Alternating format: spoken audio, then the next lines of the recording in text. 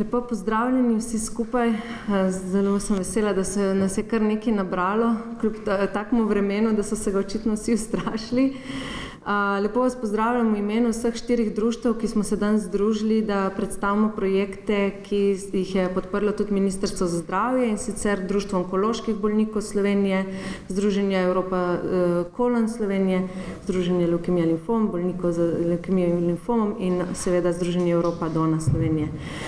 Odločili smo se, da bi nakratko predstavili, kaj je sploh ministrstvo podprlo, da to niso projekti, ki so namenjeni sami sebi, ampak da doprinesemo nekaj tako družbi, našemu delu in nenazadnje tudi delu strokovnjakov, ki se srečujejo z bolniki vsak dan.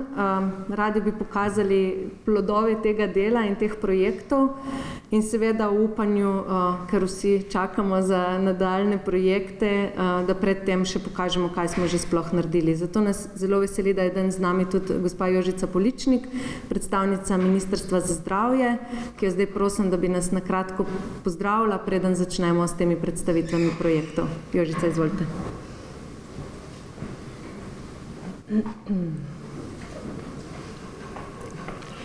Lepo pozdravljeni vsi skupaj. V imenu Ministrstva za zdravje se moram žal opravičiti našo generalno direktorico Mojco Gobec, ki se zaradi službene odsotnosti danes ni mogla udeležiti tega dogodka in teh rezultatov.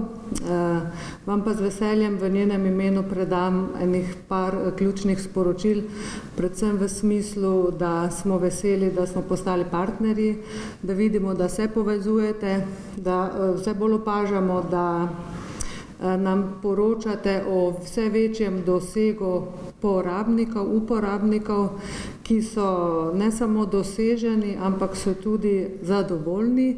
In ko vidimo zadovoljne uporabnike in da jih je čim več, mi zatem tudi vemo, da je iz tega razloga tudi vse več družin na varnem, pač vsak posameznik prihaja iz ene enote in ne samo družine, ampak tudi sorodniki. In vemo, da Slovenija je ena taka majhna vas na celem svetu in vemo, da vi, ko se povezujete, ko sodelujete, ko si pomagate, ko se slišite drug drugega, delate pomembno delo za te naše slovenske državljane in za vse nas. In ker mi pač na ministrstvu vsakega posameznika ne moremo doseči, tudi ne preko zdravstvenega sistema, vemo, da ste vi tisti, ki veste, ki razumete, ki čutite, ki znate tudi pristopiti in imate več časa, kot ga lahko posamezniki v zdravstvenem sistemu nudijo. Tako da če čisto na kratko povem, da se na Ministrstvu za zdravje res zavedamo, da celotnega bremena, ki ga povzroča rak, zdravstvenim sistemu ne moremo naložiti. Zato je to partnerstvo in sodelovanje z vami toliko bolj pomembno za naše ministrstvo in za Slovenijo. Veseli nas seveda, da se povečuje in se vedno več bolnikov po preboleli bolezni vrača na delovno mesto in živi polno in kakovostno življenje. In seveda vemo in prepričani smo, da k temu pomembno prispevajo tudi vaši programi. In vemo, da tudi nevladne organizacije ste pri tem še bolj učinkovite, saj uspešno združujete strokovno znanje in ta čut za prostovoljno delo, kar ste vi ravno prej rekla, iz prostovoljnega dela, iz te srčnosti, iz tega poslanstva ste lahko ratali nekaj profesionalnega, zato logično potrebujete tudi denarna sredstva. In prepričani smo, da tudi po vaši zaslugi ljudje dan danes več vedo o pravočasnem odkrivanju bolezni, načinih zdravljenja in tabujih, ki so pa v vseh nas močno zakoreninjeni. Tudi tukaj vidimo eno močno vaše poslanstvo, ker vemo, da je tukaj velika stigma, veliko tabujev, veliko skrivnosti, veliko neizrečenega, veliko strahu in če kdo temu znate zelo dobro vi pristopiti in vsi strokovnjaki tukaj prisotni. Tako da naj ob zaključku še povem, da preprečevanje in zgodnje odkrivanje raka ostajata med ključnimi prednostnimi nalogami dela za Ministrstvo za zdravje. In veselimo se vaših rezultatov in nadaljnega sodelovanja z vami. Hvala.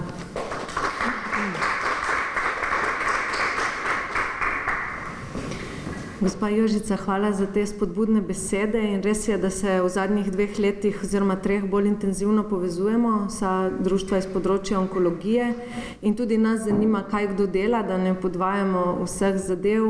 Poznamo se toliko, da vemo, da pokrivamo vse od preventive do podpore bolnikom med zdravljenjem in po zdravljenju in tudi naš cilj je, da v bistvu gremo z roko v roki z zdravstvenim sistemom in ne posebej, zato skušamo zapolniti tiste male vrzeli, ki ostajajo v tem. Zdaj bi pa kar prosila predstavnico Društva onkoloških bolnikov Slovenije, Bredo Brezovar, da nam predstavi njihov projekt. Pravi moški. Evo, izvoli Breda. Bo. Evo, malo. Najprej začela malo drugače. Hvala, Tanja, za predstavitev. Lep pozdrav tudi v mojem imenu. Prihajam, tako kot je Tanja rekla, iz Društva onkoloških bolnikov Slovenije. Sem Breda Brezovar Goljar in vodim projekt Pravi moški. Gre za projekt, ki teče 4 leta, pa poglejmo v bistvu, kako se je pred 4 leti, preden smo imeli, bi rekla, finančno in drugačno pomoč, kako se je sploh začelo.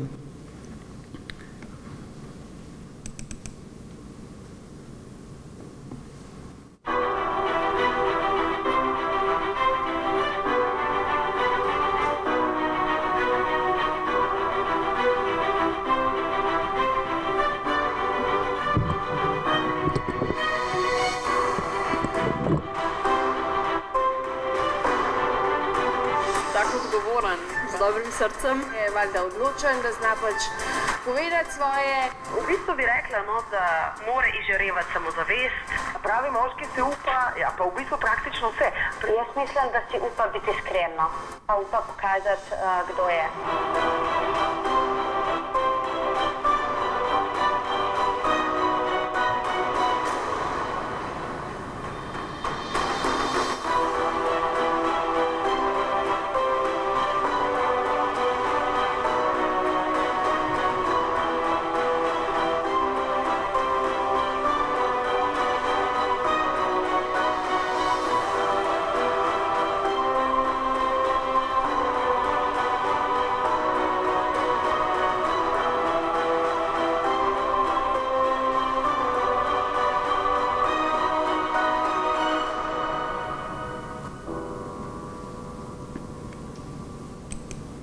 Tako kot sem omenila, začelo se je 2016 s pripoznanjem, da so moški ranljiva skupina, ki se teže odločajo za iskanje pomoči, tudi ko sumijo, da gre kaj narobe.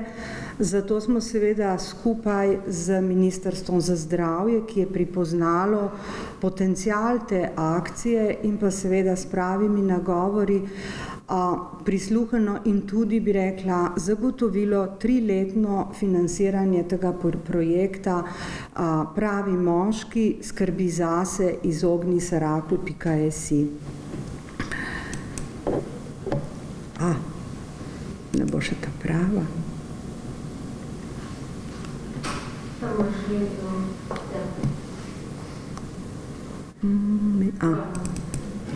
Hvala lepa. In če se vrnem na izhodišče,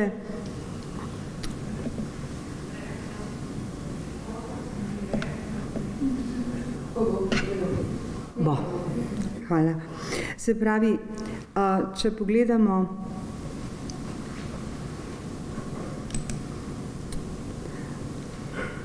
gre za vseslovenski projekt in s ciljem, da glede na to, da smo pripoznali, da je vse več moških ogroženih, potencialnih bolnikov, seveda smo pristopili s ciljem, da ozavestimo tako moško populacijo, seveda brez ženskega suporta absolutno ne gre.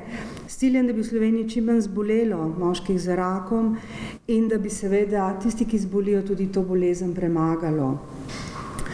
To akcijo, bi rekla 4-letno akcijo, seveda smo lahko načrtovali, jo kvalitetno, strokovno in tudi finančno izpeljali s pomočjo Onkološkega inštituta Ljubljana, s Fakulteto za šport, Nacionalnim inštitutom za javno zdravje in pa seveda o pripoznanju vrednosti tega projekta s finančno pomočjo Ministrstva za zdravje.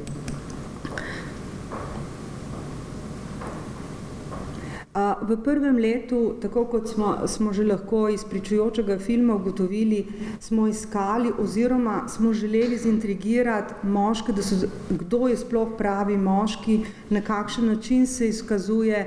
V bistvu smo potem razodkrili tudi preko vprašalnika in pa tudi sugerirali, da pravi moški je tisti moški, ki skrbi zase, ki prisluhne svojim spremembam, telesnim spremembam, ki pravočasno obišče zdravnika, ki skrbi za svoje zdravje, se pravi, da zdravo živi, da se giba, da uravnoteženo se prehranjuje in pa seveda s tem, ko skrbi za svoje zdravje, skrbi tudi za svoje bližnje, se pravi tudi za srečo svojih najdražjih.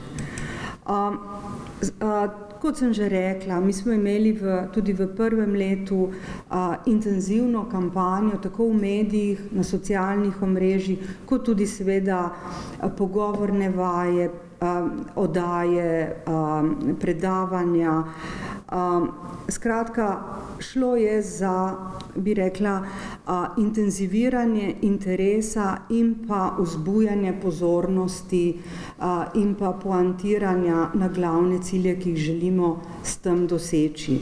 V letu 2017, seveda ob spoznanju, da smo dobili zagotovljena sredstva za 3 leta, seveda smo lahko zastavili kampanjo v bistvu bolj kompleksno. Začeli smo seveda z gibanjem. Ugotovili smo, da se moški težje odločajo za gibanje in odločili smo se skupaj s Fakulteto za šport, da seveda spodbujamo hoj. Hoja je nekaj, kar ne potrebuješ neke drage opreme in tudi veliko izgovorov. Za hojo potrebuješ seveda samo športne copate in primerno obleko. Skratka, da smo zmotivirali, smo se seveda povezali in to je bil tudi smisel, jaz mislim, razpisa tega Ministrstva za zdravje, da se začnemo povezovati. In mi, glede na to, da smo imeli že neke določene odnose napeljane, smo seveda pripoznali, da je zelo pomembno, da se povezujemo z tako imenovanimi moškimi organizacijami, kot so gasilci, policisti, vojaki, motoristi in pa seveda tudi z drugimi onkološkimi društvi, da se nam pridružimo, da skupaj začnemo odkrivati poti, šteti korake in v bistvu s tem spodbujati k razmišljanju in pa k aktivaciji hoj, ki seveda je pripoznano, da ima zdravilne učinke na naše zdravje. Zato smo seveda z našimi prostovoljci, z onkološkimi društvi, z partnerskimi organizacijami seveda imeli vrsto skupnih aktivnosti, pohodov in pa ozaveščanju o zdravilnih učinkih hoje. V letu 2000, lanskem letu, smo seveda poantirali akcijo s tem, da seveda mi nismo opustili opozarjanja in pa tudi v ta namen je bila tudi izdana zloženka z vsemi pozitivnimi sporočili o učinkih hoje in pa seveda informiranem, ki lahko najdejo več podatkov, bodisi o sami akciji, informacije o raku, o aktivnostih in pa seveda tudi o zdravilnih učinkih hoje. V naslednjem letu smo se seveda fokusirali na uravnoteženo prehrano. in tudi v tem letu z medijsko podporo, z predavanji, s pomočjo centrov za krepitev zdravja, za katero smo ugotovili, kakšen velik potencial ima po celi Sloveniji in tudi, bi rekla, ozaveščali uporabnike, da se več poslužujejo centrov za krepitev zdravja, vseh njihovih, bi rekla, ponudb in pa vzpodbud, da spreminjajo tudi moški prehranjevalne navade, da začnejo bolj razmišljati o uravnoteženi prehrani in seveda tudi spreminjati, bi rekla, način prehrane.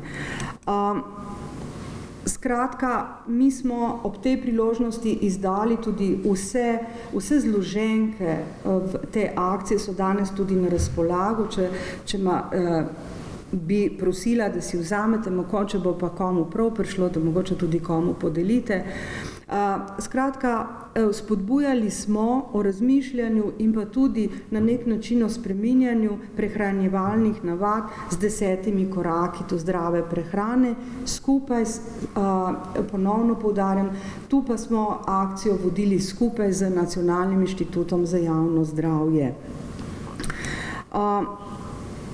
Seveda zopet v lanskem letu je akcija požela kar veliko medijskega interesa in ob tej priliki bi se vsem medijem zahvalila za vašo podporo, ker brez vašega glasu teže, čeprav seveda prihajamo preko promotivnih naših aktivnosti s pomočjo naših prostovoljk in prostovoljcev do uporabnikov, ampak vendarle brez medijske intenzivne podpore bi bila ta naša pot mnogo daljša in mnogo težja. In pa seveda v letošnjem letu, prejšnji teden smo lansirali novo akcijo. Tokrat smo dali poudarek na pozornosti, na telesne spremembe in smo v ta namen tudi izdali zgibanko, ki ozavešča o najpogostejših moških rakih, o vidikih tveganja in pa seveda kdaj in v katerih primerih poiskati pomoč zdravnika, skratka z apelom, da pravočasno obiščejo svojega zdravnika, da se izogibajo slabim navadam, kot je kajenje, prekomerno pitje, sedenje oziroma zasedenosti in pa vzdrževanje primerne telesne teže. Vse to je poudarek, se pravi, vse to je tisto, kar vedno znova poudarjamo in informiramo. Zavedamo se, da spreminjanje navad je dolgoročni proces in bo potrebno še veliko dela na tem področju. Seveda, zloženko, ki jo bom kasneje predstavila, nam je pomagala pripraviti magistra Janka Čarman, se pravi, znova smo se povezali z stroko in ob tej priložnosti seveda se poleg vsem ostalim tudi Onkološkemu inštitutu Ljubljana zahvaljujem za ves strokovni suport, brez katerega mi kot organizacija ne bi mogli. Nova zloženka je tudi prisotna na pultu.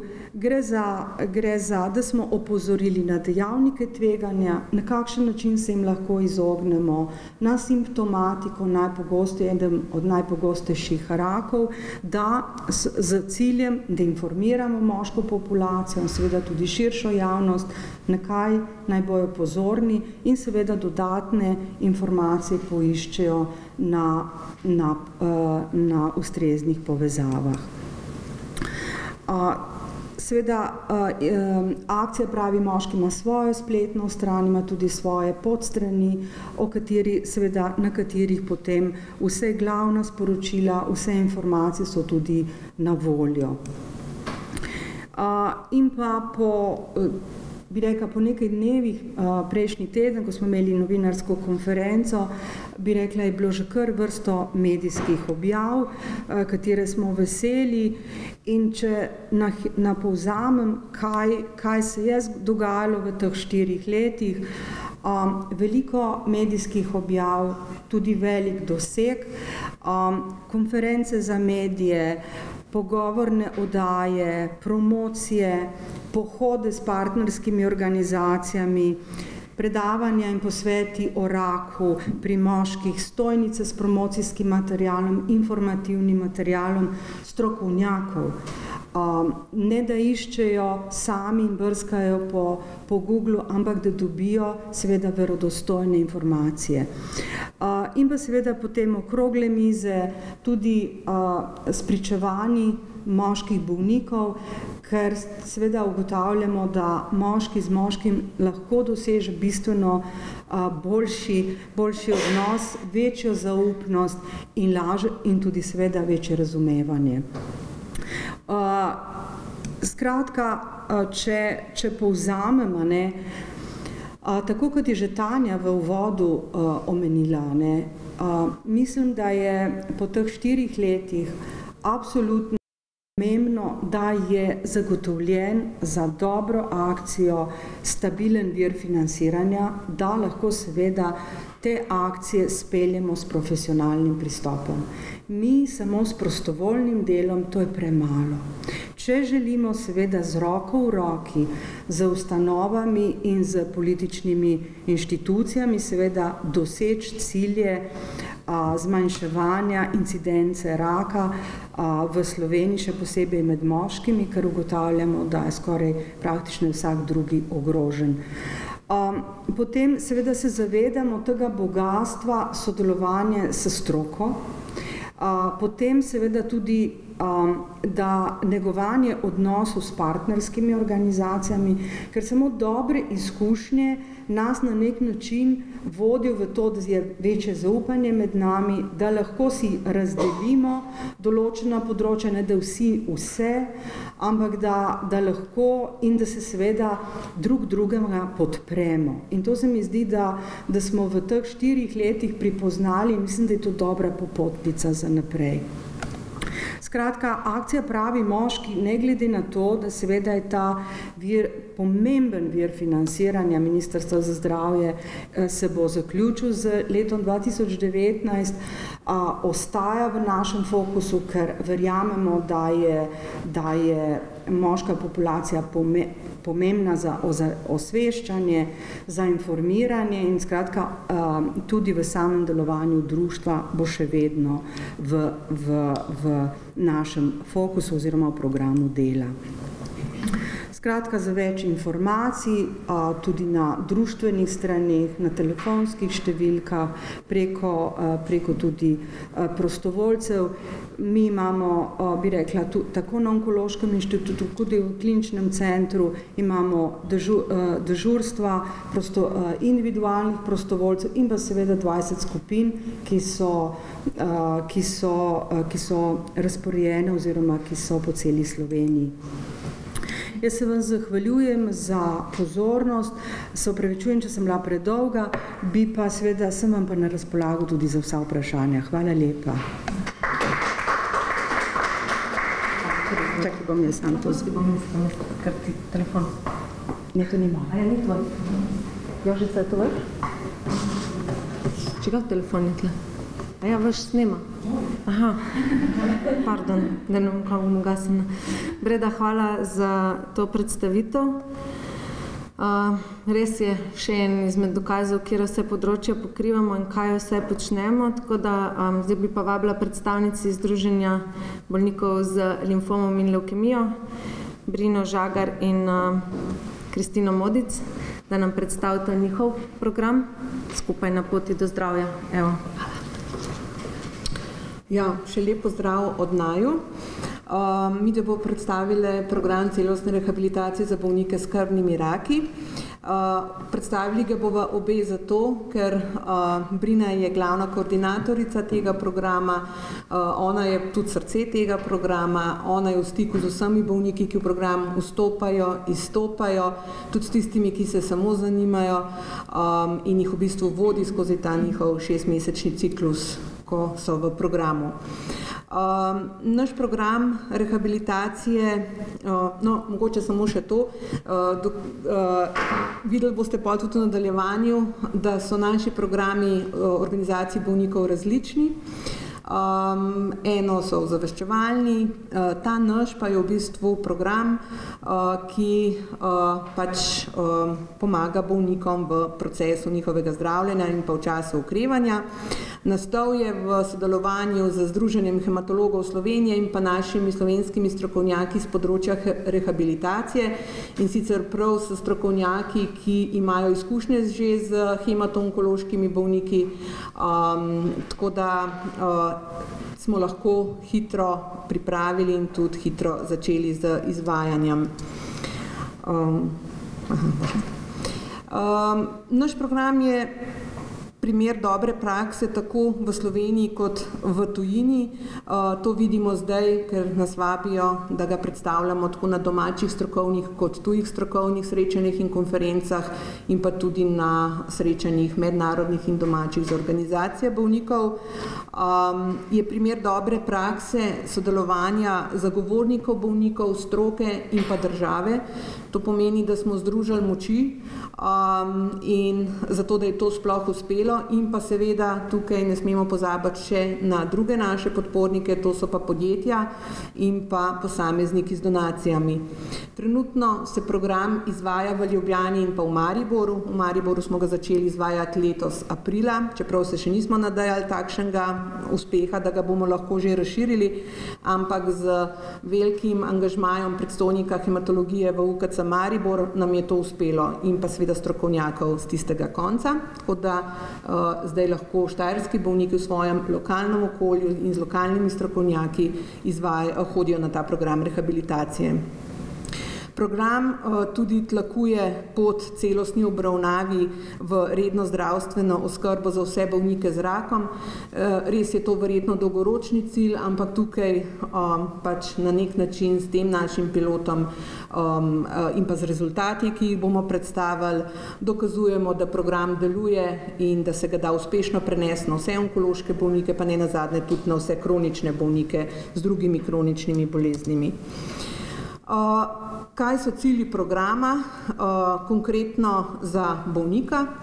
Program bolniku zagotavlja varno okolje, kjer se dobro informira o svoji bolezni, o zdravljenju, okrepi moč, kondicijo, gibljivost, vzdržljivost, se nauči pravilno izbirati živila, jih pravilno kombinirati, sestavljati uravnotežene obroke, ki so prilagojeni njegovemu zdravstvenemu stanju, njegovi bolezni, spremenjeni presnovi zaradi bolezni. Bolniki tudi v programu lahko spregovorijo o svojih težavah, strahovih, stiskah, negotovosti in pa skupaj s strokovnjaki in pa seveda tudi svojimi soborci, drugimi udeleženci v programu te strahove in pa stiske uspešno premagujejo. Program tudi bolnika usmerja in pa spodbuja v zdrav življenjski slog po bolezni, kar vemo, da je odlična preventiva. Torej program ni samo v tem času aktualen, ampak mnogi bolniki poročajo, da so se zdaj naučili pravilnega življenja tudi naprej po bolezni. Z nami je tudi naša, mi rečemo, diplomantka programa Marijen, ki je šla čez ta 6-mesečni program in prav ona vedno jo tako slišim, ko poroča, da je zdaj drugače živi in da se je veliko stvari naučila. Tako da mogoče, če bo koga zanimala, lahko potem še Marijan vpraša konkretno o programu, kako ga je ona doživljala. Kar je še pomembno, program je brezplačen za bolnike, morajo si samo financirati pot, sprav prevoz do telovadbe, do posvetovalnic, kjer se dobivajo, in pa nima čakalne dobe. Če se danes bolnik odloči, da želi vstopati v program, je naslednji ponedeljek že na vpisu v program in na meritvenih testih. Tako da to se mi zdi ta hiter dostop, da je tudi izjemnega pomena. Kako pa vpliva program na bolnikovo stanje? Seveda izboljšamo kakovost življenja, manj ima zapletov pri zdravljenju, boljši so izidi zdravljenja bolezni, to dokazujejo tudi druge mednarodne študije, pa ne nazadnje tudi naši strokovnjaki v programu, zdravniki, hematologi, tudi o tem poročajo. Bolniki hitreje in lažje okrevajo, njihova fizična moč in pa psihična moč je že skozi zdravljenje boljša, seveda tudi po končanem zdravljenju, lažje in hitreje se vrnejo nazaj v socialno in pa delovno okolje. Nič več ni teh dolgotrajnih bolnišk za okrevanje. Jaz sem prav presenečena, sama sem bila še pol leta po zdravljenju doma. Vidim pa, da te naši soborci, ki so zdaj v programu, grejo kar hitro, mogoče že 3 mesece po programu v službo, kar se mi zdi velik napredek. In pa program bolnike opolnomoči za zdravo življenje, tako kot sem že rekla, po bolezni. Kdo se sploh v ta naš program lahko vključi, ker je to pilotni program in smo želeli imeti homogeno skupino, da jo lahko analiziramo, smo pač postavili določene kriterije in sicer lahko se bolniki z akutnimi levkemijami vključijo, s kronično limfocitno levkemijo, nehodgkinovimi limfomi, hodgkinovimi limfomi in pa diseminiranim plazmocitomom in pa tisti po presaditvi krvotvornih matičnih celic. Skratka, to so bolniki, ki so v aktivnem zdravljenju z aktivno terapijo. Mora pa biti bolnikovo stanje vsaj toliko dobro, da je sposoben sam ali pa v spremstvu priti na fizikalno vadbo, priti na posvetovalnice.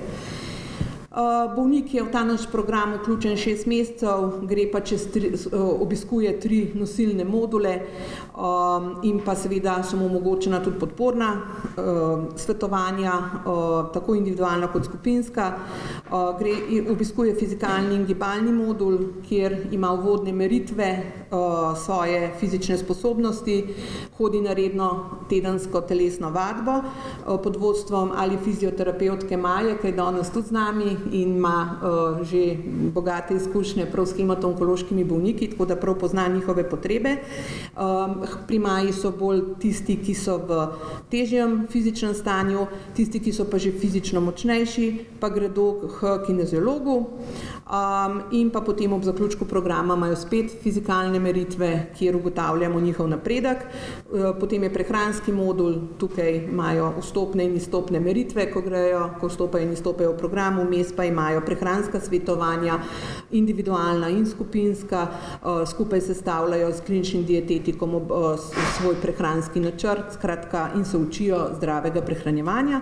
V okviru psihosocialnega modula pa jih prav tako z vprašalniki na začetku in na koncu analiziramo njihovo psihično stanje in se udeležujejo podpornih posvetovanj s psihologom. Naši izvajalci pilotnega programa so strokovnjaki za rehabilitacijo in pa zdravniki hematologije in pa onkologije.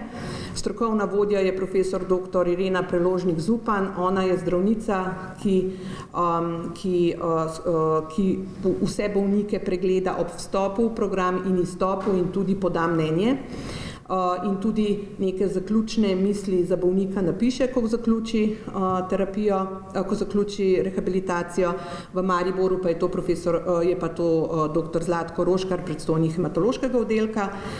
Izvajalci pa so, kot sem že rekla, fizioterapevtka Maja, kineziolog Uroš iz kineziološkega centra Kinvital, potem so klinične dietetičarke iz Onkološkega inštituta vključene, pa seveda naši hematologi, profesor Zver pa dr. Škarget. Brina je koordinatorica, spodaj je pa še sestra Irena iz hematološkega oddelka, ona je pa koordinatorica in skrbi za varstvo vseh podatkov, pri njej se vse to zbirajo informacije in pa rezultati bolnikov, da je pač poskrbljeno tudi za to. Pilotni program, kot sem že rekla, je od Maribora tudi od aprila tudi v Mariboru, na to smo zelo ponosni in smo tudi že predstavili temu lokalnim medijem.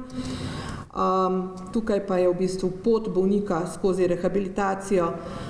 povabimo ga v program, povabimo ga ali mi preko združenja, ali lečeči hematolog ali pa onkolog, potem gre čez vsa vstopna testiranja pri vseh 3 modulih, potem se vključi v aktivnosti, enkrat na teden telesna, hodi k telovadbi, doma mora vsak dan vaditi, beležiti, pisati dnevnik, potem ima enkrat na mesec psihologinjo posvetovalnico, enkrat na mesec z kliničnim dietetikom in hematologom, po potrebi imajo vsi dostop takojšen do individualne pomoči in potem ob zaključku programa, po 6 mesecih program zaključi z vsemi meritvami spet in se ugotavlja njegov napredek, ki se mu ga tudi sporoči in se mu da neke usmeritve za življenje naprej po bolezni, da bi čim bolj preprečil ponovitev ali pa kakšno drugo bolezen. Zdaj bom pa kar Brini predala, da na hitro predstavi analizo vmesnih rezultatov našega pilotnega programa, ki smo jo naredili za 41 bolnikov. Lep pozdrav še z moje strani. Kot je Kristina omenila, vsak bolnik opravi v bistvu te meritve na začetku in na koncu programa in mi smo potem te rezultate analizirali. Zdaj do sedaj se je v program vključilo 100 bolnikov, od tega 56 žensk in 44 moških. Program je zaključilo 56 bolnikov. Tukaj moram omeniti, da pač nekateri tudi znotraj programa se jim ali mogoče zdravstveno stanje poslabša ali bolezen zaradi bolezni in stranskih učinkov zdravljenja tudi ne morejo pač programa zaključiti, tako da niso zbrani pač podatki od vseh, ki so se vključili v program. Starost udeležencev v programu je zelo različna, od tistih manjših bolnikov, takih, ki so še tudi delovno aktivni, pa tudi do starejših. Zdaj, statistično analizo je opravila izredna profesorica doktorica Maja Pohar-Perme iz Inštituta za biostatistiko in medicinsko informatiko Medicinske fakultete v Ljubljani. Analizirala je podatke prvih 41 uporabnikov programa, ki so imeli pač te začetne in zaključne meritve, od tega je bilo 17 moških in 24 žensk. Uporabniki so imeli različne diagnoze, diseminirani plazmocitom, ne-Hodgkinove limfome, Hodgkinov limfom, kronično limfocitno levkemijo in različne oblike akutnih levkemij. Zdaj na začetku bom predstavila rezultate fizikalnega modula, kjer so vidni v bistvu napredki pri prav vseh merjenih zmogljivostih fizičnih. Tale prvi graf prikazuje rezultate 6-minutnega testa hoje. Kot vidimo, so rezultati zabeleženi tako, da v bistvu so na začetku tisti z najslabšimi začetnimi meritvami in potem grejo do tistih z najboljšimi. Prva meritev je označena z rdečo, ta druga pa za modro in kar lahko opazimo je v bistvu, da so praktično vsi uporabniki programa izboljšali svojo zmogljivost, tako tisti z slabšimi, kot tudi tisti z boljšimi rezultati. Enako se vidi tudi pri drugi meritvi, to je bilo 30-sekundni test vstajanja iz stola, kjer se v bistvu preverja moč nog. Tudi tukaj je v bistvu podobno stanje, izboljšali so se rezultati vseh udeležencev in enako tudi pri meritvi moči rok. Graf je za levo roko, zmerjali smo pa v bistvu obe, tako da sta pa grafa podobna. Pri prehranskem modulu je bil cilj predvsem ohraniti dobro prehransko stanje uporabnikov programa in pa seveda izboljšati prehransko stanje tistih, pri katerih ni bilo dobro. Tole je graf, ki meritve presejalnega testa za prehransko ogroženost. In kar lahko vidimo je, da se je zmanjšala v bistvu prehranska ogroženost tistim, ki so imeli višjo prehransko ogroženost, pri tistih, ki pa je bila že v začetku dobra, pa se je ohranila. Tudi tale meritev, ki predstavlja indeks puste mišične mase, kaže, da se je v bistvu pri večini uspelo ohraniti približno enako stanje, kar je dobro. Saj vemo, da se velikokrat zaradi težkega zdravljenja in potem posledic zdravljenja in vseh teh stranskih učinkov velikokrat pride do zmanjšanja te puste mišične mase. Pri psihosocialnem modulu so te meritve mogoče nekoliko težje jih je težje številčno pokazati. Tukaj bi izpostavila lestvico depresivnosti na presejalnem vprašalniku simptomatike, kjer je v bistvu, čeprav je ta srednja vrednost nekako ostala enaka, pa je pomembno, da so tisti, pri katerih je bila ta klinično povišana vrednost, da se je po zaključku programa znižala. Tako da v bistvu je bilo predvsem pomembno, da so tisti, ki so kazali neke depresivne znake, da so jih po zaključku programa, da jih ni bilo več. Tale graf prikazuje kakovost življenja, ki se je tudi po zaključku programa izboljšala, in pa termometer stiske, kjer so pa uporabniki programa po zaključku programa poročali o manjši stiski. Izzivi našega pilotnega programa so seveda ta širitev, katero je omenila že Kristina. Trenutno se izvaja v Ljubljani in od aprila tudi v Mariboru. Želimo pa si ta program širiti tudi v druge regije, da bi bilo v bistvu dostopno čim širšemu krogu bolnikov, ki ta program potrebujejo. Spomladi si želimo širiti program v Novo Gorico in tudi ta dogovarjanja že potekajo z oddelkom za hematologijo v splošni bolnišnici v Novi Gorici, pa tudi za Novo mesto je že plan. Eden od izzivov je še kako pravočasno vključiti bolnike v program, torej da v bistvu zvejo za ta program že v procesu zdravljenja, tisti, ki se lahko vključijo že takrat, da so povabljeni v program ali pa potem takoj po zaključku. Pomembno pa je tudi ozaveščati bolnike o koristnosti programa, torej kaj so dobrobiti programa, zakaj se jim, bom rekla, splača telesno biti aktiven, paziti na prehransko stanje in pač tudi psihosocialno podpreti. Eden od izzivov je tudi sodobnimi tehnologijami približati rehabilitacijo pa te podporne programe mlajši populaciji, tako da to je tudi še en izziv za prihodnost. Prav tako opažamo, da so v bistvu potrebe bolnikov ali pa uporabnikov programa še širše, zato si želimo širiti program tudi na dodatne module, da bi lahko zagotavljali tudi pravno pomoč, pomoč pri zaposlovanju, delovni rehabilitaciji in tako naprej. Program je trenutno, kot je omenila že Kristina, dostopen samo uporabnikom z določenimi diagnozami, kar se tudi želimo spremeniti oziroma razširiti, tako da bi bil dostopen vsem tistim bolnikom, ki bi ta program potrebovali, ne glede na to, a so zdaj v času aktivnega zdravljenja ali pa zaključili ravno zdravljenje, tako da bi v bistvu tudi tisti, ki so mogoče samo na opazovanju ali pa so trenutno v remisiji, pa vseeno imajo določene omejitve, potrebe, da bi se lahko v program vključili. Želimo pa si tudi, da bi po izteku tega pilotnega programa to postal naš reden program združenja in da bi ga lahko kontinuirano izvajali še naprej. Da bi pa kar predala besedo nazaj Kristini, da bo še predstavila promocijo programa. Ja, zdaj bom pa sam na hitro še v promociji programa, ki je seveda tudi zelo pomembna na vseh nivojih, tako za program, kot za naše financerje, kot za bolnike, skratka za vse.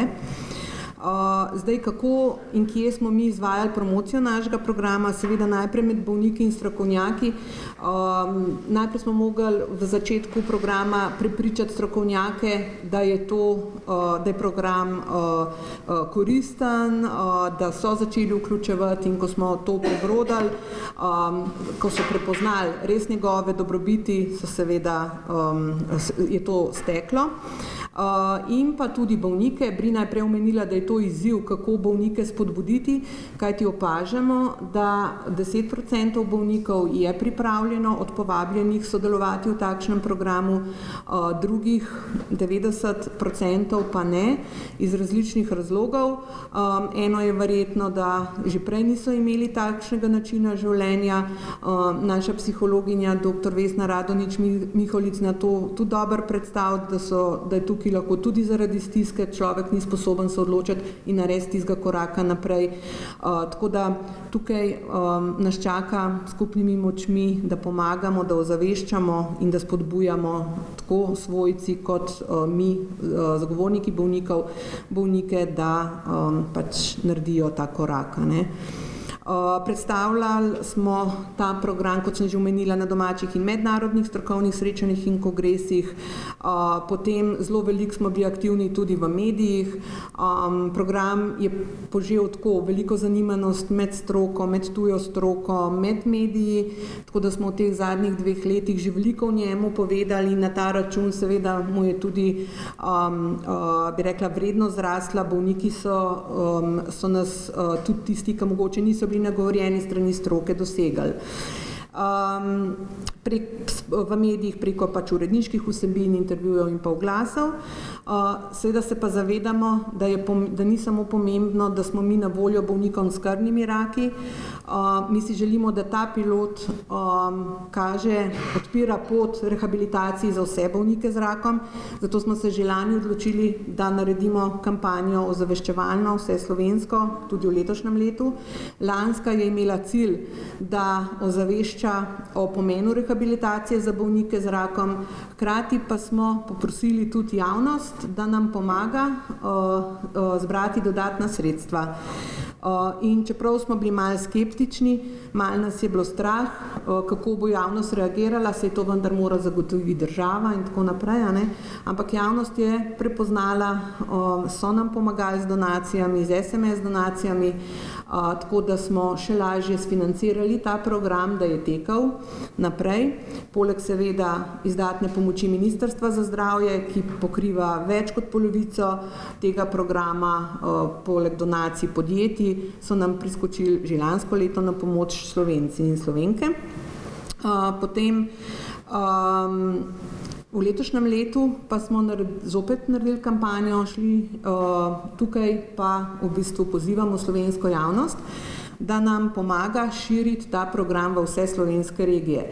Tako kot je že Brina omenila, pogovori že potekajo z Splošno bolnišnico Novo mesto, že konkretni pogovori, bi se lahko že v letošnjem letu začelo izvajati, ampak moramo počakati na rezultate razpisa Ministrstva za zdravje. Potem za spomladi, zgodnjo pomlad je v planu tudi Nova Gorica, kjer potekajo razgovori.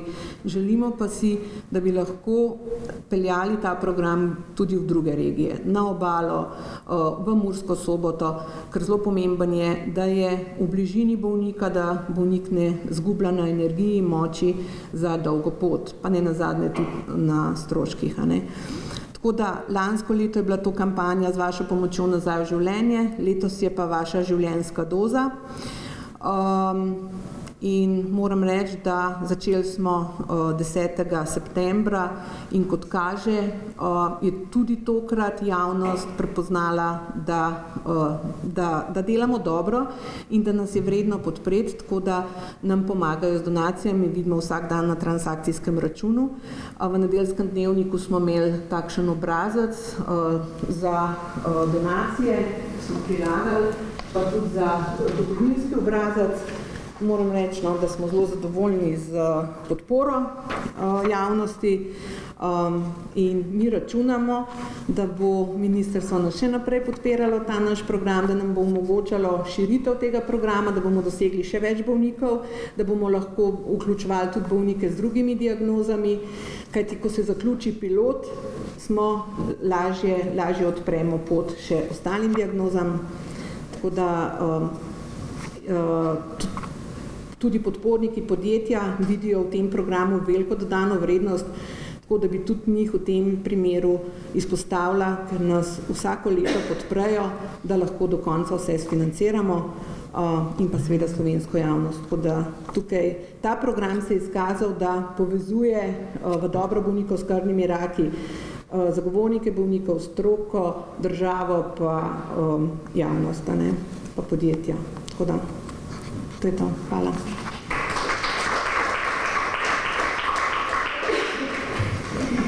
Hvala Kristini in Brini za njuno predstavitev. Zdaj bi pa povabila na oder, kaj govorim, za predstavitev našo sodelovko, to je izredna profesorica Andreja Vezovnik iz Fakultete za družbene vede, ki bo predstavila del projekta, ki smo ga izvedli za... Kje imaš, Andreja, prezentacijo? Tole.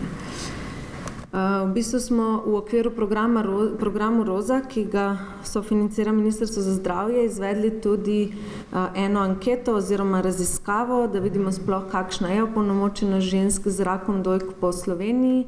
Sicer pa ta program obsega tudi širšo psihosocialno podporo bolnicam, svojcem in otrokom, odraslim svojcem in otrokom in tudi program osveščanja. Tako da to, kar nam bo danes Andreja predstavila, je pač en del tega programa, ki je bil sofinanciran v tem obdobju. Izvoli, Andreja. Hvala. Torej, kot je že Tanja povedala,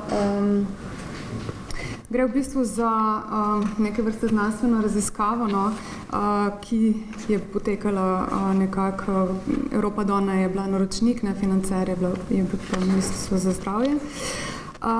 Zdaj jaz prihajam drugače iz Fakultete za družbene vede Univerze v Ljubljani in sicer iz Centra za socialno psihologijo, kjer se veliko ukvarjamo recimo sociologijo zdravja, tudi socialnim marketingom in tako naprej, se pravi z temami povezanimi z zdravjem oziroma boleznijo, prehrano in tako naprej.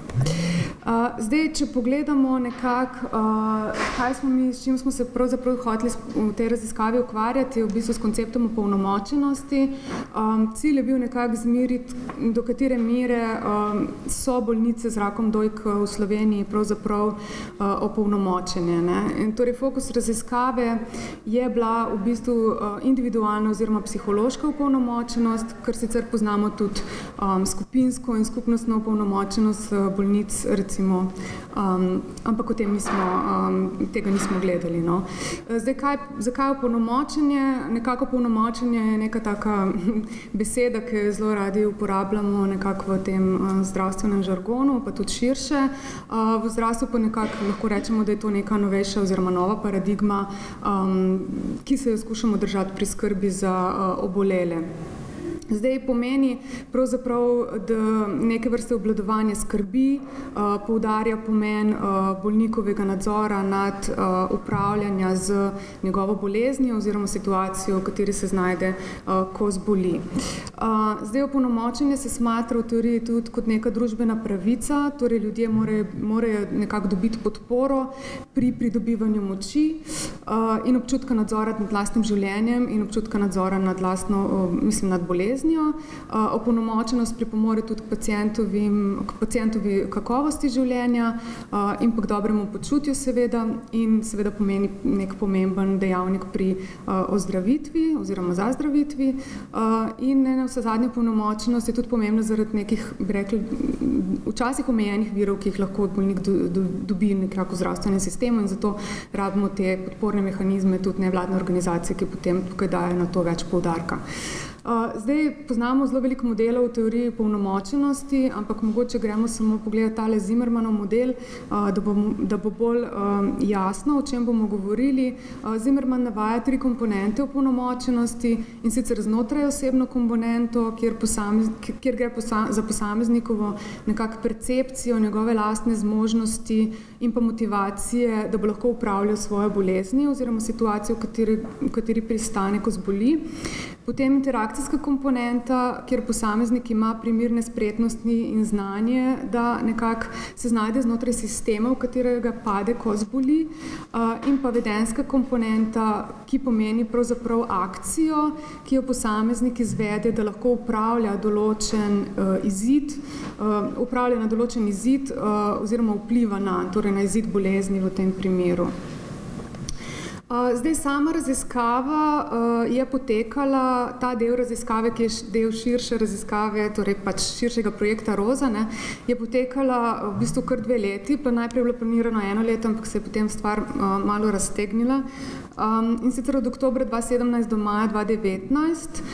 Fokus raziskave je bil v bistvu pogledati aktivacijo bolnika, pogledati indekse upanja, se pravi, kako v določenem stanju bolnik upa, kaj bo recimo v prihodnosti, pogledati predstave o bolezni, ki jih imajo bolnice z rakom dojk, pogledati, kako je z njihovo družbeno podporo, torej tudi socialno podporo, pogledati njihovo duhovno blagostanje, zadovoljstvo bolnika z zdravljenjem, finančno blagostanje, skratka veliko teh aspektov, ki so povezani navsezadnje s tem konceptom opolnomočenosti.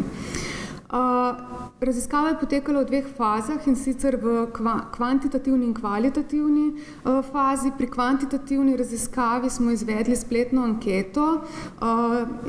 Vzorec ni bil seveda reprezentativen na splošni populaciji, ampak je bil neverjetnostni vzorec. Podatke smo zbirali med 2.9., 2019 in 7.10.2018 in končni numerus je bil 392, se pravi toliko respondentov smo imeli oziroma respondentk. Potem pa to, kar bom pa danes predstavila, so predvsem univariantne in bivariantne statistike, torej izračuni nekih povprečnih vrednosti in deležev, ki smo jih dobili. Zdaj na kratko o sociodemografiji te populacije, ki smo jo zajeli. To so bile v 100% deležu ženske, se pravi, gledali smo samo ženske, kljub temu, da je rak dojke možen tudi pri moških. Povprečna starost anketirank je bila 52 let. Največ jih je spadalo v starostno skupino 40 do 49 let. Izobrazba je bila relativno visoka, se pravi ne taka, kot je v standardni populaciji, in sicer 59% anketirank je imelo višjo oziroma visoko izobrazbo. To je treba pri podatkih vzeti tudi v zakup. 4/5 se jih je nahajalo v partnerski zvezi, v povprečju so živele v 3-članskem gospodinjstvu, 13% respondentk je živelo samih, polovica od teh je bila zaposlenih, 1/4 na bolniški, 1/4 je bila upokojenih in 1/5 je bila delno oziroma invalidsko upokojenih. 40% anketirank je prihajalo iz osrednje slovenske regije, ostale regije so bile nekako enakomerno razpršene in tudi to je pomemben podatek pri interpretaciji potem rezultatov. Pri kvalitativni raziskavi, ki je potekala v 2. fazi, je bila mišljena kot komplementarni del tej kvantitativni raziskavi. Ravno zaradi specifičnosti vzorca smo na kvalitativni raziskavi skušali pogledati nekaj, kar v kvantitativni raziskavi nismo dobili, in sicer s pomočjo fokusnih skupin, vse skupaj so bile narejene 4 fokusne skupine, v katerih je sodelovala 21 udeleženk, smo v bistvu vzorčili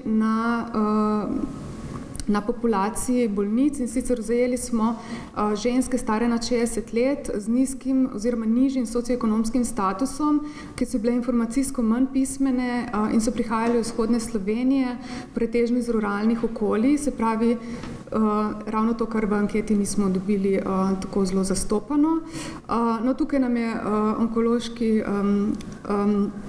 Društvo onkoloških bolnikov pomagalo pri rekrutaciji udeleženk za fokusne skupine, za kar se jim pač posebej še zahvaljujem, ker nam je zelo olajšalo delo. Zbiranje podatkov v tej fazi je potekalo marca 2019.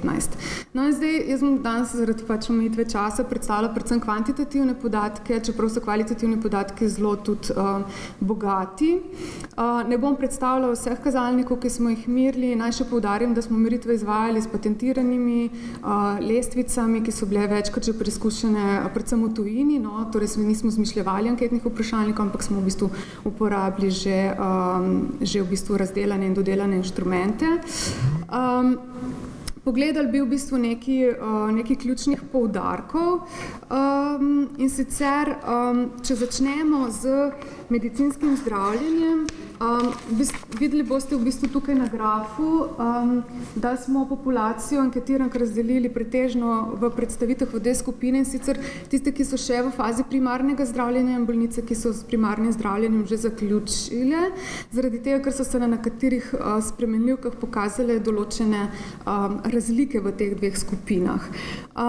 Se pravi, če pogledamo medicinsko zdravljenje, tukaj je prikaz deleža anketirank, ki so prejele oziroma zavrnile posamezne vrste terapij raka dojk glede na fazo zdravljenja. Vidimo, da velika večina anketirank je pristala na vse oblike zdravljenja, kar je, mislim, da v skladu tudi s podatki, ki jih ima zdravniška stroka, ki so jih priporočili zdravniki, takih je bilo 97%, ki so bile v fazi primarnega zdravljenja in 93% tistih, pri katerih se je to že zaključilo. Torej zelo malo, 1% oziroma manj anketirank je zavrnilo katerokoli izmed 5 vrst primarnega medicinskega zdravljenja, ki so jim bila predlagana ob diagnozi. Potem, če pogledamo naprej medicinsko zdravljenje, tukaj je prikazan delež anketirank, ki so poročale o pojavu posameznih stranskih učinkov med zdravljenjem, torej in glede na fazo zdravljenja. Tukaj vidimo, da je velika večina anketirank navedla stranske učinke med medicinskim zdravljenjem. Te so pogosteje navajale logično anketiranke, ki so bile še v fazi primarnega zdravljenja. Takih je bilo 98%. Tisti, ki so pa že zaključile zdravljenje, so pa navajale stranske učinke 92%. To lahko tudi razložimo s tem, da je bil nek časovni zamik že in da so mogoče kakšne simptome že ob anketiranju pozabile oziroma se jih niso spomnili tako intenzivno. Torej, med najpomembnejšimi stranskimi učinki so bili navedeni utrujenost, izpadanje las, bolečine v mišicah in kosteh ter slabost. Približno tretjina, kar pa je pomembno poudariti, približno tretjina je kot posledico zdravljenja navedla tudi v bistvu težave z limfedemom. Vprašali smo jih tudi, če so se posluževali kakršnega koli komplementarnega zdravljenja, in tukaj je prikazan delež anketirank, ki so uporabljali posamezne vrste komplementarnega zdravljenja glede na fazo zdravljenja. Iz tabele oziroma grafa lahko vidimo, da vsaj eno vrsto komplementarnega zdravljenja je uporabljalo kar 69% bolnic. O uporabi komplementarnega zdravljenja so pogosteje poročale posameznice, ki so bile v času anketiranja v fazi primarnega zdravljenja, kar je verjetno spet logično. Teh je bilo 74%, ki so o tem poročale, kot tiste, pri katerih je bilo že zaključeno, ta odstotek je bil 64%. Zdaj, med najpogosteje uporabljenimi vrstami komplementarnega zdravljenja so prehranska dopolnila, konopljino olje, meditacija, sladki pelin in bioenergija. Med anketiranimi v fazi primarnega zdravljenja je izrazito večja uporabla konopljinega olja, sladkega pelina in bioenergije, kot med tistimi, ki so prvo fazo zdravljenja že zaključili. Ko smo jih spraševali o predstavah v njihovih bolezni, so bili rezultati v bistvu nekako tudi zanimivi. Tukaj so v bistvu predstavljeni deleži anketirank po razredih normaliziranih vrednosti kazalnika predstav bolezni glede na fazo zdravljenja. Zdaj tukaj, da boste lažje razumeli, višja vrednost kazalnika predstavlja negativnejšo oziroma bolj ogrožujočo predstavo o bolezni. Torej, če interpretiram, posameznice, ki so bile v času anketiranja v fazi primarnega zdravljenja, so imele v povprečju nekoliko negativnejše predstave o bolezni, kot tiste, ki so primarno zdravljenje že zaključile. Prve so tudi sorazmeroma bolj pogosto dosegale vrednosti kazalnika na območju 51 do 75, druge pa na območju 0 do 25. Torej, tudi to je verjetno logično, ker pravzaprav v fazi primarnega zdravljenja verjetno je spopadanje s to nekako predstavo veliko bolj intenzivno in ogrožujoče. Kaj so bila njihova mnenja o tem, zakaj so zbolele? To smo merili s 5-stopenjsko lestvico strinjanja, pri čemer z trditvami, pri čemer 1 pomeni sploh se ne strinjam, 5 pomeni zelo se strinjam, torej višja vrednost in močnejše senčenje tukaj označuje tudi večje strinjanje na lestvici od 1 do 5 trditvijo. Torej, če pogledamo, anketiranke so osebno mnenje glede vzrokov za nastanek raka dojk ocenjevali na tej 5-stopenjski lestvici in nekako poročali o tem, da se jim zdi stres oziroma skrbi nekako izrazit razlog, izrazito visoko izstopajoč razlog za dejavnik tveganja raka dojk, seveda to po njihovem mnenju. Ostali razmeroma visoko ocenjeni dejavniki so bili pa tudi preobremenjenost z delom, družinske težave ali skrbi, naključje oziroma smola, slabši imunski sistem in pa onesnaženost okolja. Zdaj, to se upada tudi z rezultati fokusnih skupin, torej s kvalitativnim delom raziskave, kjer so udeleženke tudi večinoma navajale v bistvu stres kot dejavnik, zakaj so zbolele. Ne samo stres, celo v bistvu travmo, torej pač težjo traumatično izkušnjo v življenju, recimo smrt bližnjega in podobno. Seveda so navedle tudi v fokusnih skupinah dostikrat, kjer je bilo dokazano, so navedle tudi gensko obremenjenost.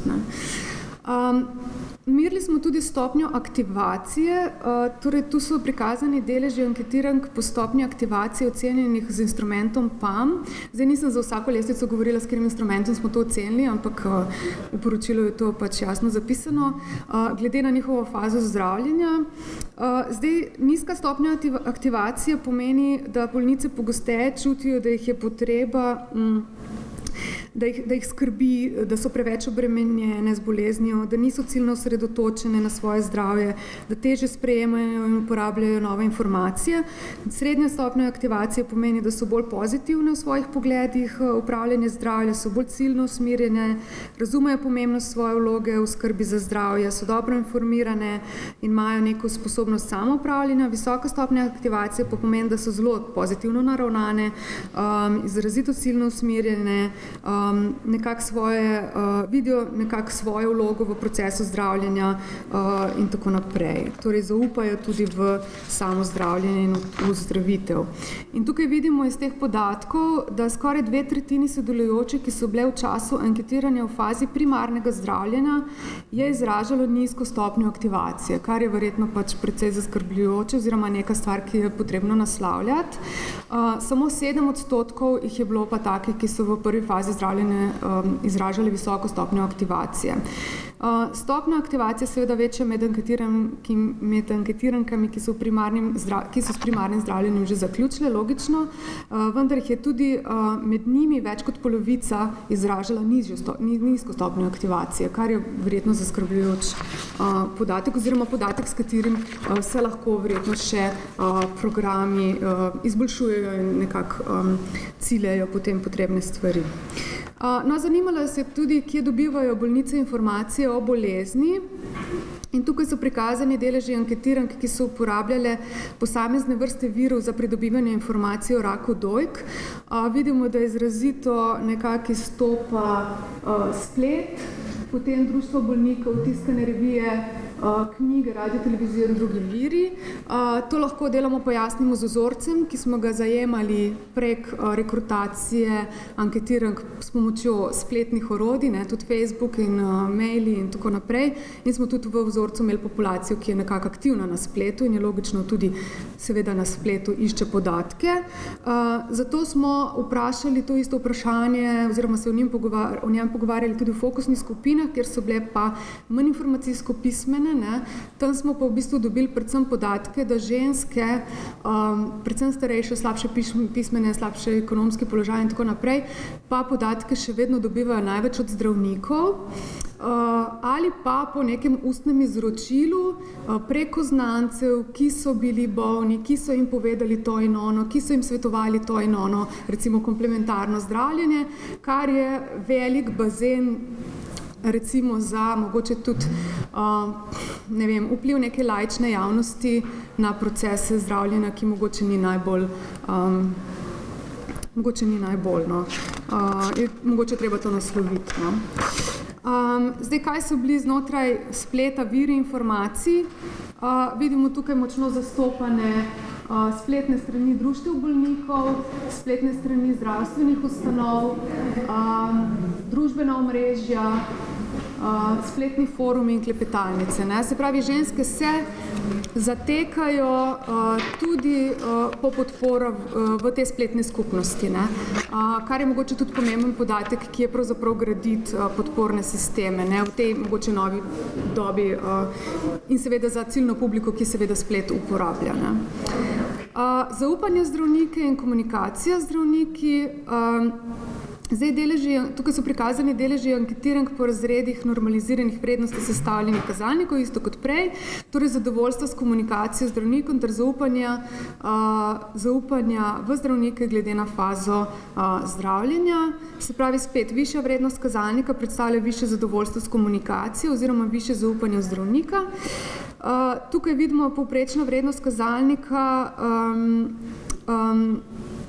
Tukaj lahko izpostavim pravzaprav problem komunikacije z zdravniki. To je verjetno nek, ko bi rekla, problem, ki verjetno ga poznate. Medtem ko zaupanje v zdravnike je bilo precej boljše izraženo oziroma zastopano.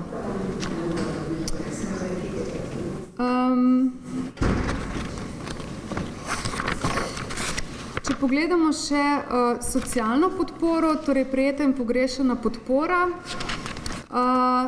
spet vidimo večino anketirank, ki je prejela neko psihosocialno podporo strani prijateljev, zlasti posameznice, ki so bile v času anketiranja v fazi primarnega zdravljenja, pa so razmeroma pogosto poročale o podpori spletnih skupnosti.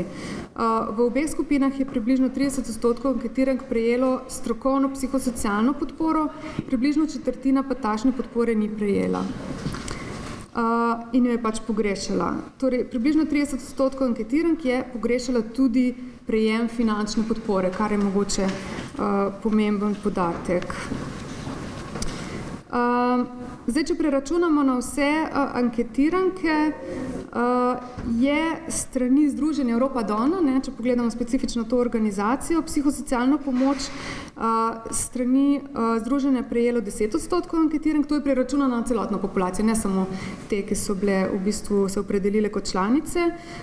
Pomoč za bolnice z limfedemom 5%, finančno pomoč 1% in pravno pomoč 0,6%. Tako da to je mogoče informacija, ki lahko se podpora nadgradi. Zdaj, kar se tiče družbene podpore,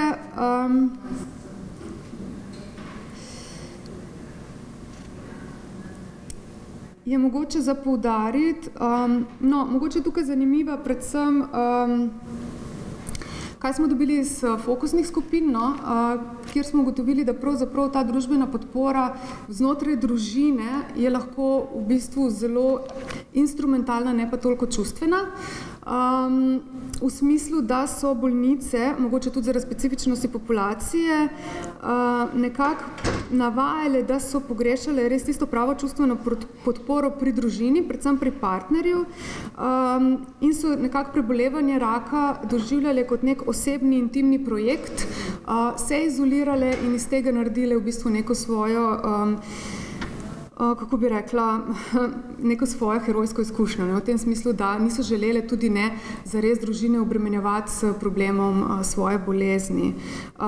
Zdaj tukaj na kazalnikih pa spet lahko vidite sami, da v bistvu čustvena podpora bi lahko bila seveda boljša in opremljiva podpora je dokaj zadovoljiva, to pomeni neka instrumentalna podpora, pomoč pri gospodinjskih opravilih in podobno. In tako naprej. Nekaj bistvenih razlik, prav zelo močnih, seveda so, pri obeh fazah, ampak ni mogoče tako generalno lahko rečemo za te dve, da izstopata. Zdaj pa še mogoče opolnomočenost glede na članstvo v Združenju Europa Donna.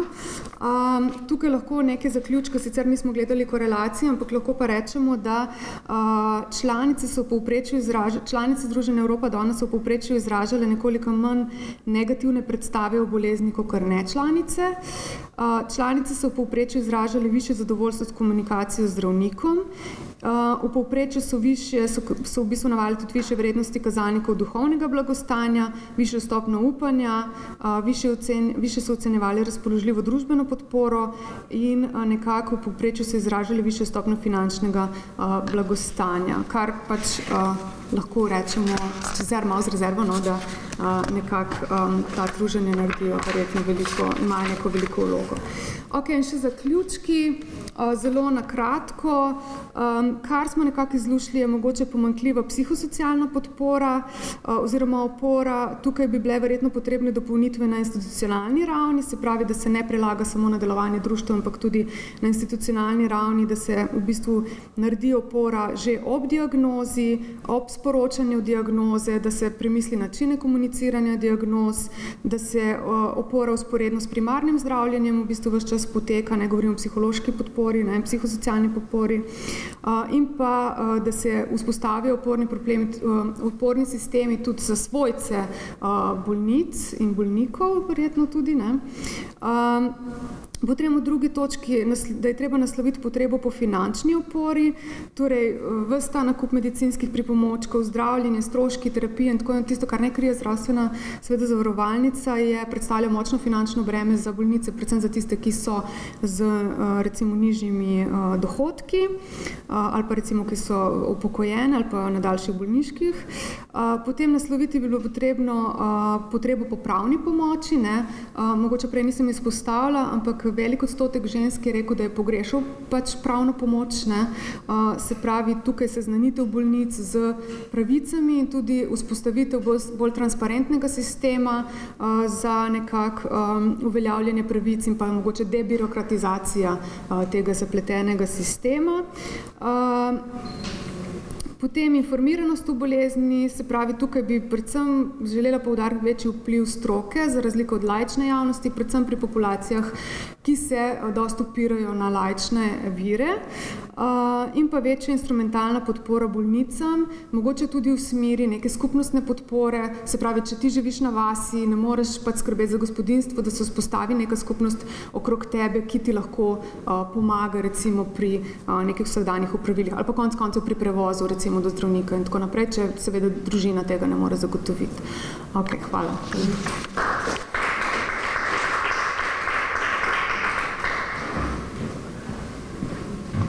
Hvala, Andreja. Malo smo že v zamudi, ampak bomo pohiteli. Moja napaka, da ne težim preveč, čeprav jaz ponavadi zelo težim, da se držimo časovnih omejitev. Prosila bi še Majo Južnic-Sotlar iz Združenja Europa Kolon Slovenija, da nam še na kratko predstavi. Vidim, Maja ima zelo malo slajdov, tako da to bo okej. Da še zaključimo. Dajmo ga zamenjati, da bo lepo v ozadju, da ne bo našlo.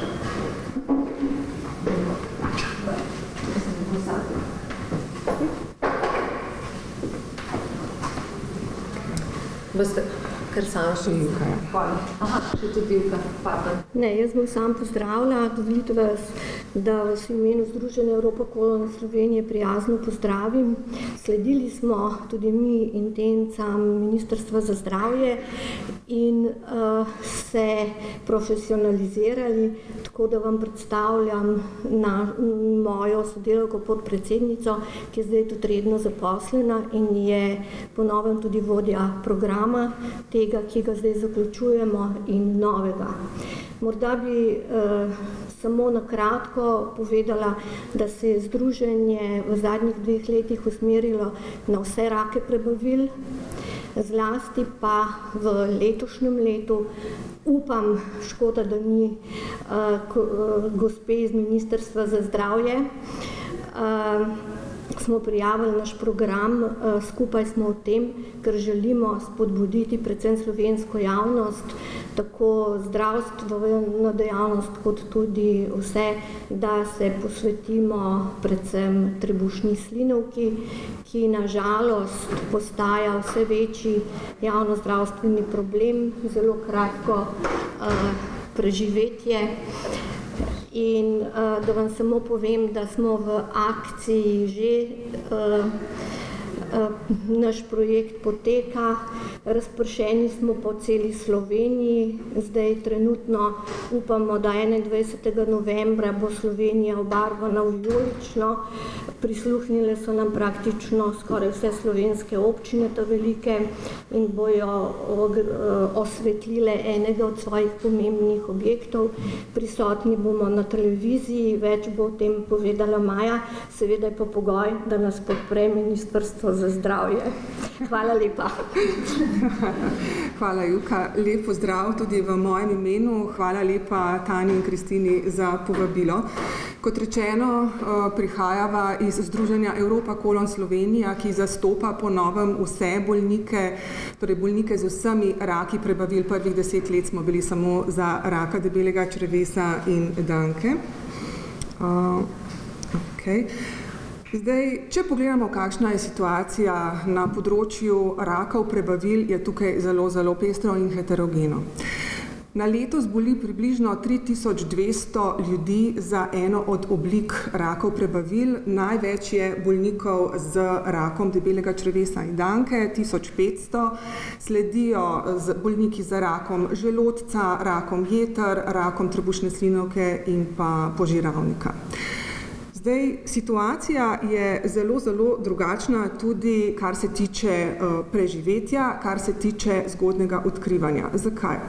Kar se tiče raka debelega črevesa in danke, res lahko z velikim veseljem rečem, da se je v Sloveniji v zadnjih 15 letih zgodilo enormno veliko.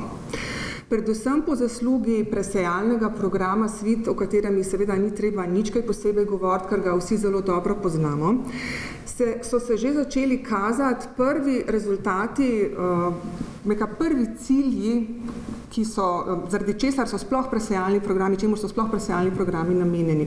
Padec incidence. Če je bilo še pred 4 leti na leto 1700 novih primerov, jih je zdaj samo 1500 in še nekaj, kar je resnično velik uspeh. In naj vam povem, da je Slovenija ena tistih držav, ki jo v evropskem merilu postavljajo vsi za zgled kot dobro prakso. In na to smo res lahko ponosni. Poleg tega je na področju obravnave in zdravljenja raka črevesa in danke zelo veliko novih zdravil, kar pomeni, da se je zelo veliko ljudi pozdravilo v zadnjih letih. Poleg tega se je pa preživetje metastatskih bolnikov občutno podaljšalo. Zdaj res lahko govorimo precej z, bom rekla, neko samozavestno držo, da je rak črevesa in danke postal kronična bolezen. Če smo tukaj res lahko veseli in samozavestni, pa žal situacija pri drugih rakih prebavil ni takšna. Prvič, niti nimamo nobenega presejalnega programa, čeprav se je kar nekaj govorilo, da bi ga uvedli za raka želodca, za testiranje na bakterijo Helicobacter pylori, vendar je to se vsaj pri nas ustavilo. Tukaj so zelo uspešni Japonci in mislim, da tudi Korejci, Kitajci, tam je raka želodca zelo, zelo veliko. medtem ko je tukaj res da v upadanju, pa še vedno je ga veliko. Ampak kot rečeno, presejalnih programov za druge vrste rakov prebavil ni in jih, kot kaže, še nekaj časa ne bo. Razen raka želodca, kjer je nekaj novih zdravil, je situacija pri drugih rakih zelo, zelo boleča in pereča. Zlasti bi tu želela izpostaviti raka trebušne slinavke in pa raka žolčevodov. Zdaj, če pogledamo, kateri so še drugi problemi, ki jih mi kot združenje opažamo, tukaj je predvsem problem zelo poznega, prepoznega odkrivanja, kar zlasti velja za že omenjenega raka trebušne slinavke. Poleg tega je zelo, zelo slabo poznavanje teh rakov v javnosti, kar seveda predstavlja eno pomembno nalogo in pa tudi izziv za nas kot združenje. Poleg tega, kar je tudi zelo opazno žal, je še vedno za naše mnenje in pojme preveč prisotnih tabujev in stigme, kar se tiče teh rakov. Mislim, da mi ni treba posebej razlagati, zakaj je temu tako. Nažalost je, kar spet seveda pomeni za nas kot združenje in vsa ostala združenja zelo veliko dela in ozaveščanja, ne? Dajmo jih na zemljevid. Let's put them on the map. To je, bom rekla, poziv, ki sem ga ukradla, si sposodila za dober namen, upam, da mi bo oproščeno, ki ga je izrekla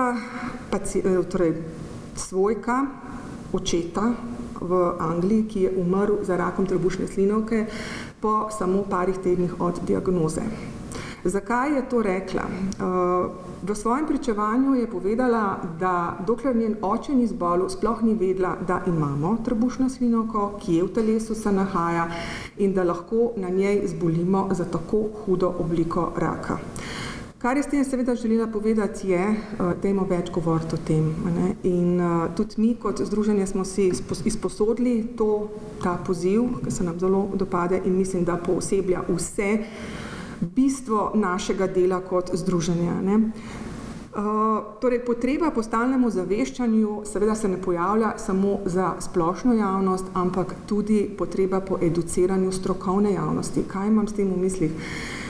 Naša medicina, in tukaj smo res, rekla, mislim, da vsi enotni, je izvrstna, kar se tiče znanja, kar se tiče dostopnosti do zdravljenja in do zdravil.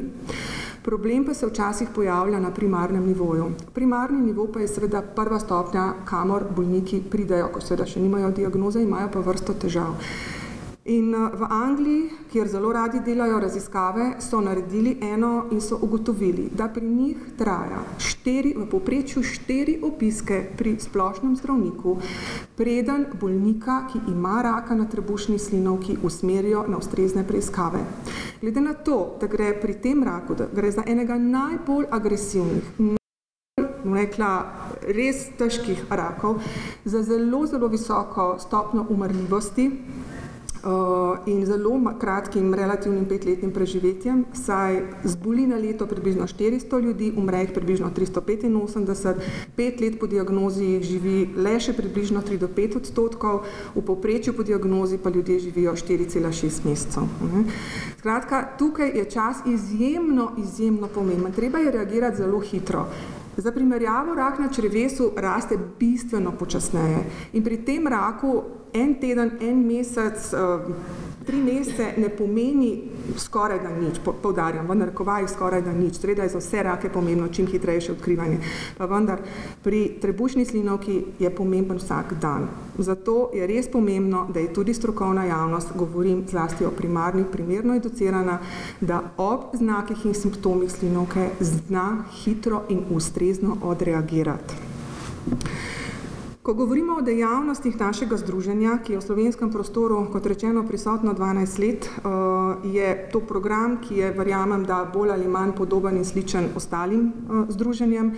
Zato ga bom rekla na hitro, samo predstavljam.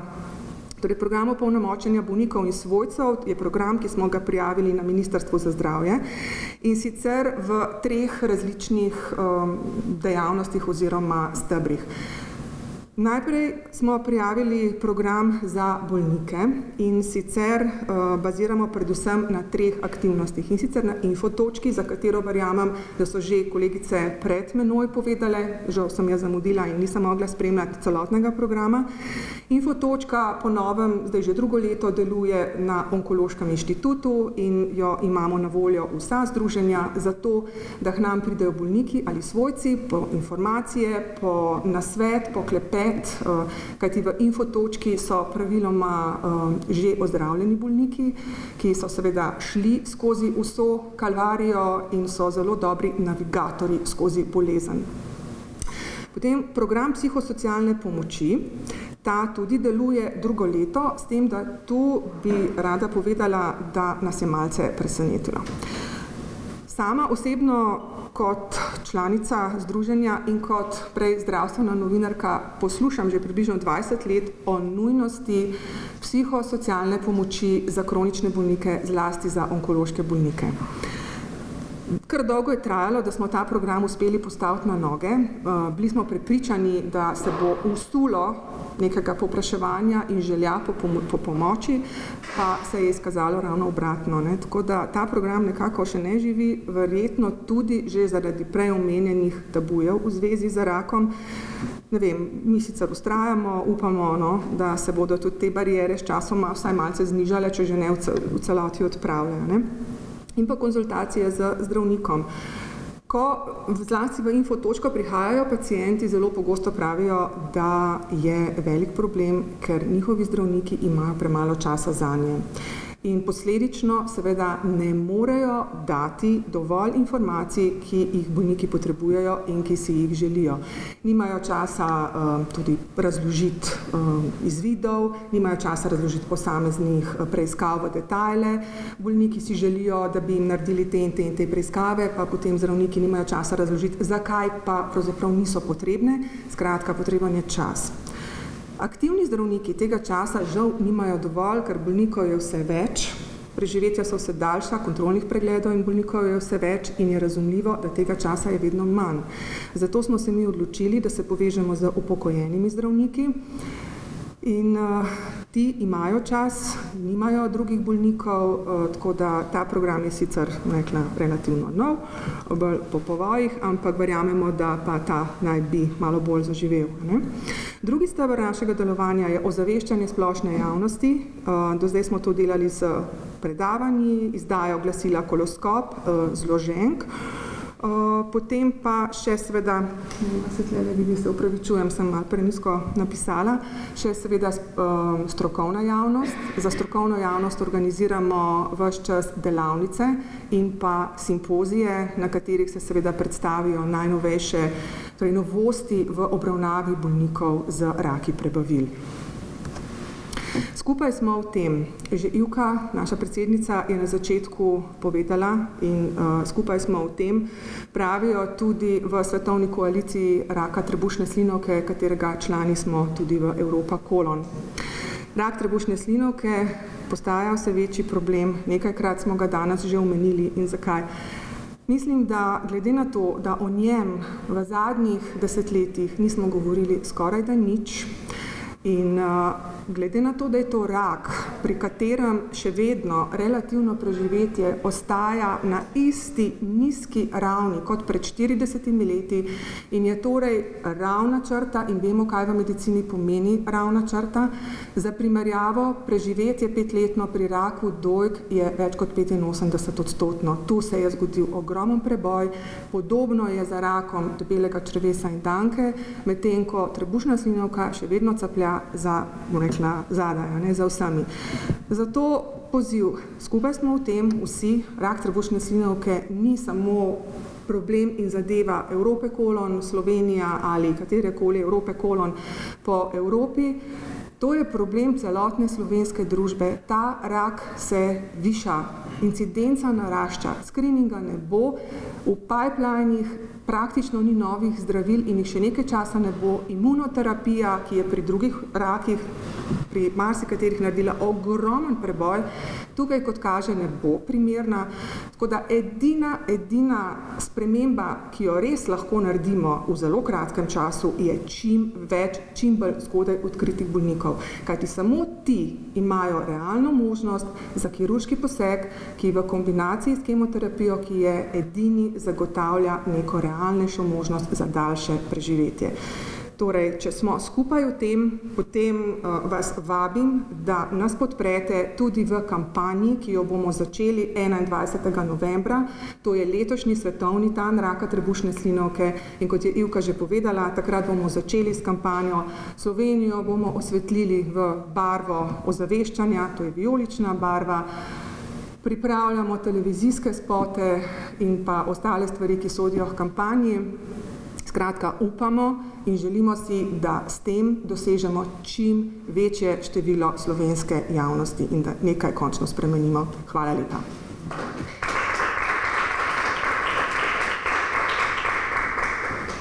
Hvala, Maja. Oziroma hvala vsem skupaj, ki ste danes prišli in predstavili svoje oziroma naše delo. Mislim, da smo pokazali, da smo kar nekaj že naredili v teh 3 letih oziroma tudi v prejšnjih letih. To je posledica tudi prejšnjega delovanja. Nismo nastali samo že leta 2016, pa zdaj vse to že naredili. In upam, da je tudi za vas, gospa Jožica, bilo uporabno, da vidite, da res delamo stvari, ki dopolnjujejo sistem, zdravstveni sistem in ki so opora bolnikom, bolnicam, tako programi rehabilitacije kot programi osveščanja in nazadnje tudi podpora na celi tej poti. Seveda mi bomo vsi nadaljevali, upamo na dodatno financiranje, kot je Kristina pokazala, oziroma Združenje levkemija limfom, se trudimo tudi na druge načine pridobivati sredstva, da vse programe izvajamo, tako da mislim, da bomo s tem nadaljevali tudi še naprej. In me veseli, da smo si tudi mi vzeli čas, da en drugega poslušamo in vidimo, kaj tudi drugi počnejo, da nismo vedno samo na tistih kratkih mailih, kjer se sem povabimo na kakšen dogodek. Tako da hvala vam res vsem. Mogoče, če ima še novinarka za kakšnega vprašanje, boste še koga ujela. Tako da, drugače pa hvala.